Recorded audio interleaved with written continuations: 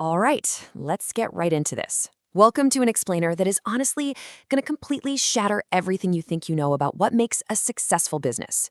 You see, we're totally culturally conditioned to celebrate the spectacular, right? The disruptive startups, the next big tech unicorn. But what if I told you the surest, most mathematically proven path to actual true wealth is, well, incredibly dull? Look, we've basically all been sold a lie.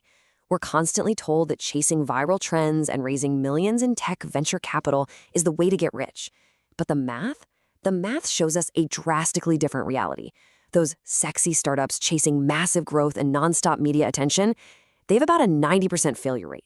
It's high drama, massive stress, and a lot of times they operate for years with literally zero actual cash flow. But then on the flip side, you have these unglamorous, totally boring businesses like self-storage facilities and laundromats, and they sit in the 90% success range. They're usually bootstrapped, super low drama, and they produce this massive, predictable monthly cash flow, while everyone else is just sitting around wondering why their income never grows. Let's look at a real example. Take this guy, Harry. He was a 32-year-old operations coordinator making maybe $3,400 a month after tax. And like so many of us, he tried all the flashy, exciting routes that get hyped up online. He built a dropshipping store, worked crazy hours on it, and netted a grand total of exactly $97 in profit. Ouch. He went through the mandatory crypto phase, turning a $1,500 investment into about $412. He even tried starting a clothing brand, which literally just left him with 3 boxes of unsold hoodies sitting in his hallway. Every single attempt had the exact same pattern: big hype, overly complicated marketing funnels, and absolutely zero predictable cash landing in his actual bank account. Then, riding the bus home one night, he was reading a summary of the book The Millionaire Next Door, and he came across this one line. And honestly, it felt almost insulting at first, given all his clever marketing attempts. It said, "Be the boring owner of a necessary service and let time do the rest." The authors pointed out a massive reality check. Most real millionaires out there aren't influencers. They run dull, totally normal businesses. Small factories, local repair companies, services people just have to use again and again. That single quote completely changed his trajectory, from chasing the hype to actively hunting down the mundane. So let's break this down. Section 1, the myth of sexy businesses. Why the headlines lie. Why do we actually hate the idea of boring? Well, as investor Ankush.R points out, nobody is writing viral headlines about a factory mixing paint or a property manager fixing a leaky roof. He says, embrace the boring part of the investment process and ignore the noise. You see, those sexy businesses, they stay in the news because they're chasing hot trends and raising flashy funding rounds, but they often have zero cash in the bank. The media completely ignores the monotonous, day-to-day operations out there. But ironically, those dead-ass boring businesses are the biggest, most consistent wealth creators that usually end up funding the flashy startups in the first place. Moving right along to Section 2, real-world cash cows, physical and digital engines. What's really fascinating here is the sheer scale of the boring economy online, because you don't even need physical real estate to do this. Just look at these solo founder digital utilities. Get this, there is a simple database of tractor specifications built back in the year 2000 called Tractor Data, and it's quietly raking in $46,000 a month just in display ad revenue. No way, right? Or take Habitify, just a simple iOS habit tracker pulling in $1.2 million a year. Or onlinejobs.ph, a basic job board generating over $10 million annually.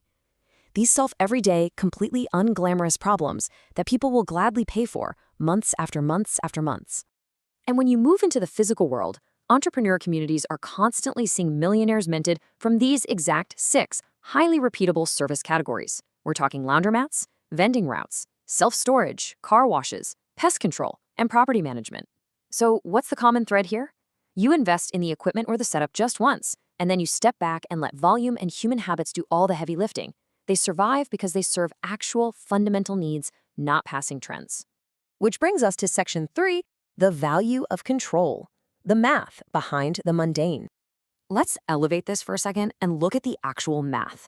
NYU professor Aswath Damodran has this brilliant framework illustrating that the value of control is massive when you take over a poorly managed firm that's operating way below its optimal capacity.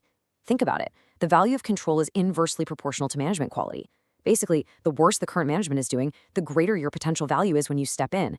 If you buy a business that's already running perfectly, you can't really add much value. But a neglected, super boring business run by a tired owner, that is literally an absolute gold mine. Damodaran's framework shows exactly how this wealth gets created. It's all about bridging the gap between a business's status quo valuation, meaning how it's running right now with that lazy or tired management, and its optimal management valuation. You don't need a groundbreaking new invention here. You bridge this gap simply by altering some basic investment and financing policies. You add just a little bit of baseline operational competence, and boom, you unlock massive financial value. And Harry, he applied this exact mathematical principle in the real world. He found this tired 1999-era laundromat with a late 50s owner who was just totally ready to retire. The status quo was steady, sure, but highly neglected, yielding about $4,200 a month in net income. Harry didn't have a massive pile of cash, so he used seller financing to buy it. And then he optimally managed it. He didn't reinvent the concept of laundry. He simply added credit card readers, bumped up the prices by exactly 23 cents per wash, and launched a really simple monthly family wash pass. That's it. Simple, optimal management. And this is where the math literally compounds. Month by month, he just stacked these low-drama cash flows. While he was upgrading the laundromat, he noticed people were always going out to buy snacks. So what does he do? He buys a vending machine for the waiting area to capture that captive audience, and eventually expanded that into a whole vending route. Then he partners with a contractor to build a self-storage facility. He stacked $2,189 from laundry, $2,413 from vending, and $1,594 from his share of the storage. This pushed his boring side income way past $6,000 a month, eventually crossing a $1 million net worth by the time he was just 38. All right, let's get practical. Section 4, start your boring journey, the 3 filters of wealth. So before you even consider looking at a business, you've got to run it through Harry's 3 filters. This is exactly how you separate a good boring business from a bad one. Rule number 1, customers must pay at least once a month. It has to be habitual. Clothes get dirty, tenants stay in apartments, houses get bugs. 2, the buying decision has to be super low drama.